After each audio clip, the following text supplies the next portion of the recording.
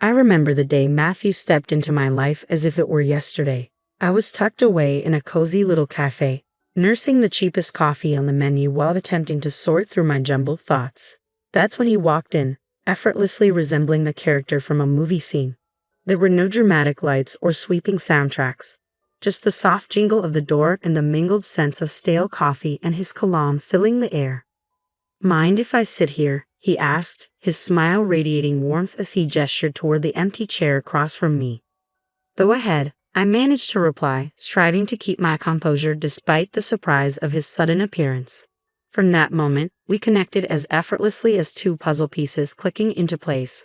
We discovered countless shared interests, from binge-watching cheesy TV shows to debating the best pizza toppings, pineapple, of course, being the undisputed winner.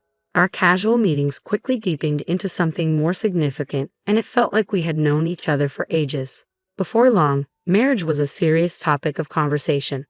But the real challenge awaited me. Meeting his parents felt like stepping into a lion's den with a stake tied to my back. Their smiles carried an unsettling air of judgment, as if they were silently appraising whether I measured up to their expectations. "So, you're the one Matthew can't stop talking about," his mother remarked, her tone icy and less than inviting. "That's me," I replied, doing my best not to let her intimidating presence rattle me. It didn't take long for them to express their desire for a prenup. While I had no interest in their wealth, their approach left a sour taste in my mouth. "I'll sign your prenup," I said, "but here's my condition. If one of us cheats, the cheater owes $320,000. Matthew's expression turned to shock, as if I had splashed him with ice-cold water. "Babe, I'd never cheat on you," he insisted, looking genuinely earnest. "Yeah, well, my ex said the same thing before I caught him red-handed," I shot back. It was all or nothing. Matthew eventually conceded, though his parents were far from pleased. We thought that settled things, but more surprises were in store. One evening, curled up on our creaky old couch, a piece we often discussed replacing but couldn't bear to part with because of the memories, it was easy to get lost in planning our dream trip to Italy. The gentle hum of the TV faded into the background as we animatedly discussed our plans for Catania. "Imagine it, Matthew. The food, the wine, the art. We have to go," I exclaimed, my eyes sparkling with excitement. Matthew chuckled and pulled me closer. "Janice, you had me at food, but let's be real, our bank account is more suited for backyard camping than jet-setting to Catania." I playfully nudged him. "Then we'll save up. We can cut back on things we don't need, like your video games." "Not the video games," he feigned horror. "Take my shirts, my shoes, even my precious coffee maker, but please spare the games." We both laughed. That playful banter was typical of us, dreaming big while embracing the simplicity of our lives, finding joy not just in grand adventures but also in the little things. On Saturday mornings, Matthew would attempt to cook breakfast. He wasn't exactly a culinary wizard, but he had perfected scrambled eggs and toast, which he served with pride alongside his less than stellar coffee. "I'm feeling scrambled eggs today. What do you think?" Matthew asked as he headed to the kitchen. "Only if you promise not to burn the toast this time," I teased, taking over the coffee duties.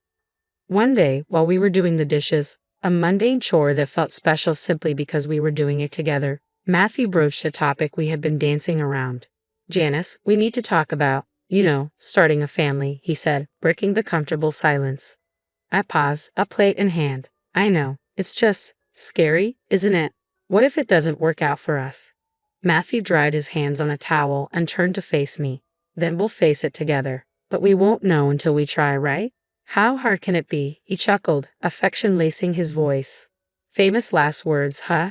I replied, knowing that was us, facing whatever life threw our way together. But then his mother began dropping not-so-subtle hints about grandchildren. "Janice, dear, when are you going to give me some grandbabies? You're not getting any younger, she'd say, her voice sweet but her intentions crystal clear. I'd bite my tongue, flash a smile, and chirp, "We're on it, right, Matthew?" He'd chime in, "Mom, chill out. These things don't happen overnight." As time passed, the pressure mounted, not just from his mom but from within ourselves. We both longed for a family, but things weren't unfolding as we'd hoped. Our home often felt tense, especially with Kayla, Matthew's sister, adding to the strain. She had taken up the new hobby of making my life difficult, her sharp words cutting through the peace we tried to maintain. Everything came to a head one Sunday during what was supposed to be a serene and easygoing lunch. Just as we were about to start eating, Kayla barged in uninvited, and the atmosphere tensed immediately. Her eyes swept the room like a hawk surveying a battlefield. "Well, isn't this a quaint little setup?" she sneered, eyeing the modest meal I had prepared. I forced a smile, trying to keep the peace amidst the brewing storm. "It's just a simple meal, Kayla. Nothing fancy. Please have a seat," I said as we gathered around the table. Kayla wasted no time diving into her usual tirade.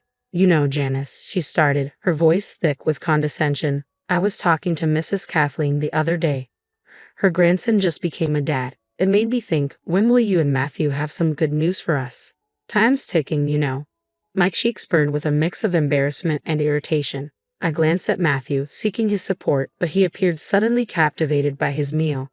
"Mom, seriously," he mumbled, though his tone lacked conviction, and we all sensed it. Unfazed, Kayla pressed on.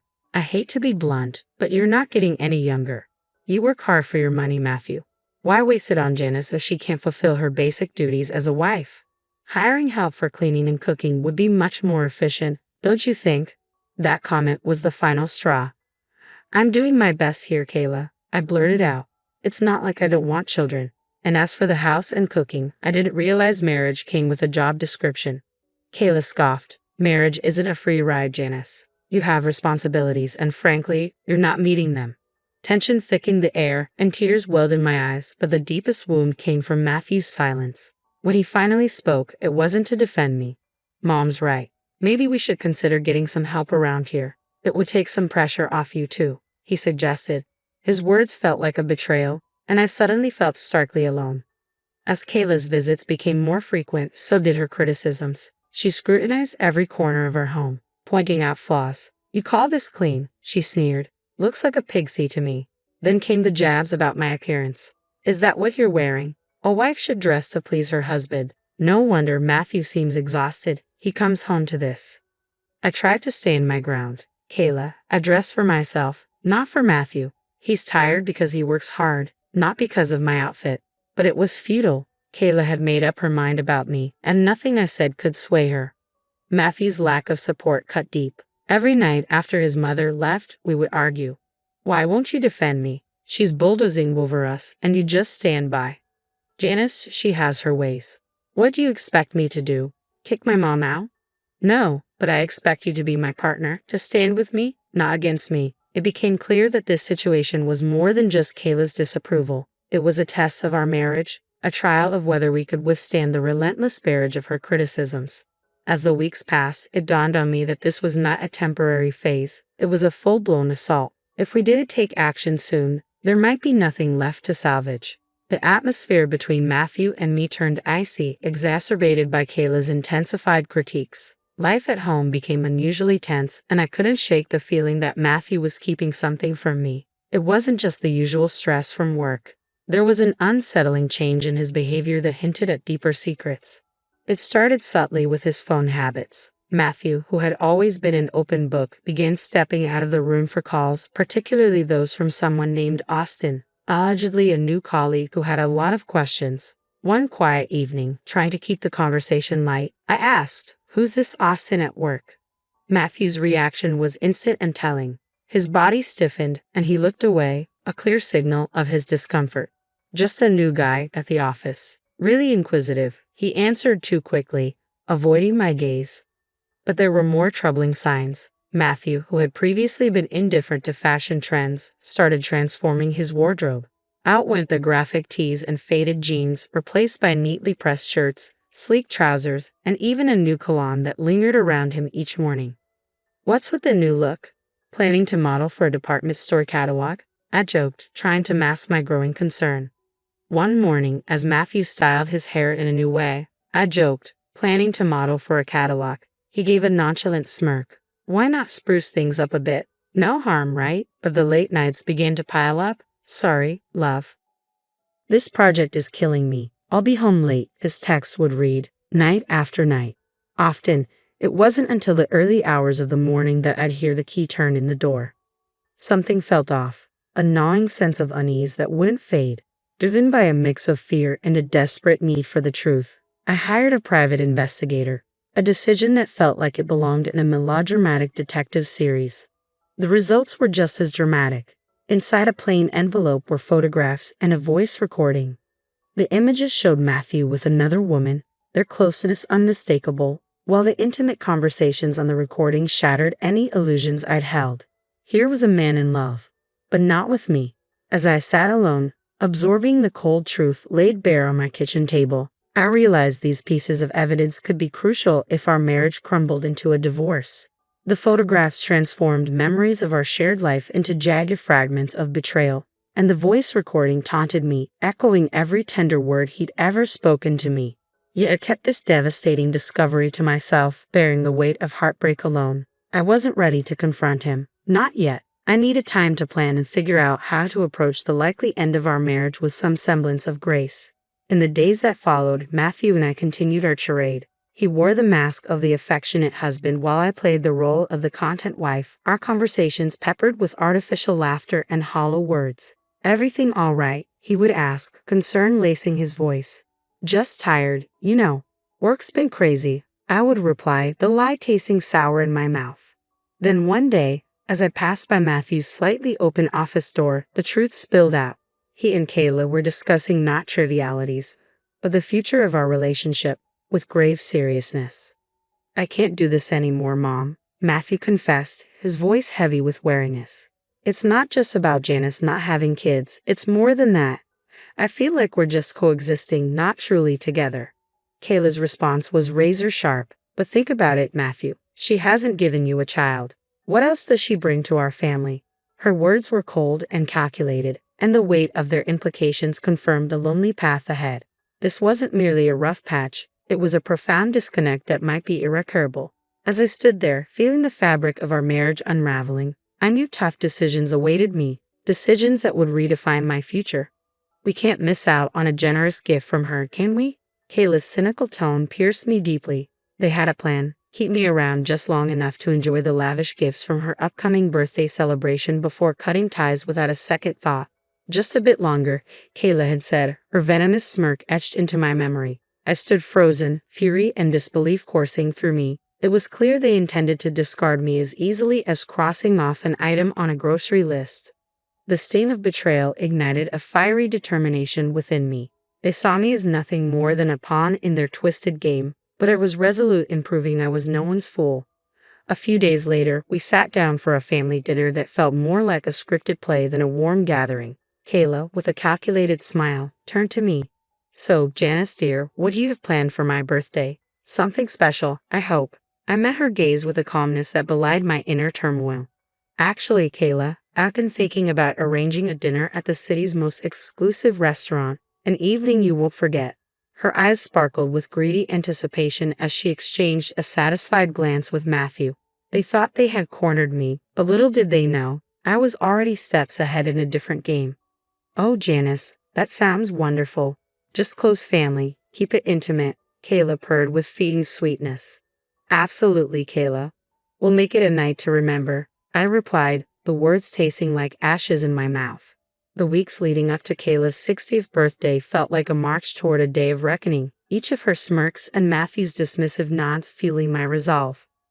My plan was simple yet bold: host the lavish dinner as a supposed gesture of goodwill, then spring a monumental surprise. As the plans unfolded, the devil lay in the details. The night before the party, our home was charged with silent tension. Matthew lounged on the couch, absorbed in his phone. "Everything ready for tomorrow?" he asked, not bothering to look up. "You could say that," I replied, my voice steady despite the storm brewing within me. The day arrived, and as guests filled the opulent dining room we had reserved, the air was thick with anticipation. My heart raced, not with nerves but with the thrill of the imminent revelation. Kayla, basking in the spotlight, reveled in the grandeur. "Oh, Janice, you've truly outdone yourself." "This place is divine," she announced, her voice carrying across the room. As the evening progressed, laughter and stories filled the air, masking the undercurrents of tension swirling around us. Just as dessert plates were cleared, the moment I had been waiting for arrived. The waiter approached discreetly, whispering the staggering cost of the dinner: $10,000. I handed over my credit card, unnoticed by most, when suddenly, as if on cue, Matthew dropped his bombshell. Janice, it's time for the truth. I'm done with this. With us. I want a divorce, he declared, his words cutting through the festive noise and suffocating the atmosphere. Before I could fully process his statement, Kayla interjected sharply. Well, now that it's out in the open, it's best you leave, Janice. Tonight is about family, and you're no longer part of ours. The room fell into stunned silence, every gaze fixed on me. Yet I refused to crumble. With composure I didn't know I possessed, I prepared to face the storm. I hardly felt the weight of my decision as I rose from my seat, nodded curtly, and walked out without a word. The chill of the night air hit me, a stark reminder of the finality that loomed ahead. As I made my way to a friend's apartment, the night closed in around me, reflecting the cold journey I was about to undertake. But I walked on, resolved to forge a new path from the wreckage of my past. With steely determination setting in, I finalized my plans and packed my essentials, transforming the numbness of betrayal into decisive action. This was not just the end of one chapter, it was the beginning of another. As I zipped up my last suitcase, my phone buzzed insistently. I tried to ignore it, but curiosity got the better of me. Kayla's frantic voice blared from the other end. Janice, the payment didn't go through. You need to fix this right away. Her demand rang hollow and ironic in the moment. Anticipating this move, I had already blocked access to our shared accounts, knowing it might be Matthew's first line of defense. Oh, Kayla, what a shame. But since I'm no longer part of the family, as you've made abundantly clear, I'm afraid you'll have to sort this out yourself. The fury crackling through the phone was almost a melody to my ears after the betrayal I'd endured. The chaos that followed, stories of the restaurant staff demanding payment, Kayla's escalating tantrums, and the police arriving to calm her down, was the perfect ending to the farce my marriage had become. In the end, it was Matthew and Kayla who scrambled to cover the bill, a fitting consequence for their deceit. The morning after the dinner felt like waking up after a storm. I returned to what had once been our shared home for one last time, divorce papers in hand, ready to confront the remnants of our relationship. The atmosphere was electric, almost palpable, as if it could be sliced with a knife. Matthew and Kayla were in the middle of a heated discussion, their animosity thick in the air. You've got some nerve showing up here after last night, Matthew spat, his expression twisted with anger. Great, you've humiliated us in front of the entire city. Do you understand what it's like to have the police called because of your antics? People were laughing, Kayla added, her words sharp as knives. I faced their fury with a calm I barely felt inside. Is shame your primary concern right now? I retorted, tossing the divorce papers on the table and placing the damning photos of Matthew's infidelity on top. Matthew's face drained of color as he picked up the photos, his mother looming over his shoulder. Their anger quickly dissolved into shock, then morphed into panic as the gravity of the situation sank in. And let's not overlook the prenup, shall we? I continued, my voice steady and unwavering. You stray, you pay, precisely $320,000. Kayla's face twisted into a snarl. You wouldn't dare. You can't do this to us. Oh, but I can, and I will, I replied, my tone devoid of warmth. Recognizing the seriousness of the situation, Matthew shifted his approach. Please, let's discuss this. We can find a solution. A bitter, mirthless laugh escaped me. Find a solution. Do you think a few words can undo everything? No, Matthew, it's over. Kayla, ever the manipulator, tried to soften her tone, dripping with false concern. Janice, darling, think about what you're doing. This will destroy us. That ship has sailed, Kayla. You should have thought about that before. Their pleas turned to desperate entreaties, frantic attempts to salvage whatever dignity remained, but the time for words had passed. The moment for action had arrived.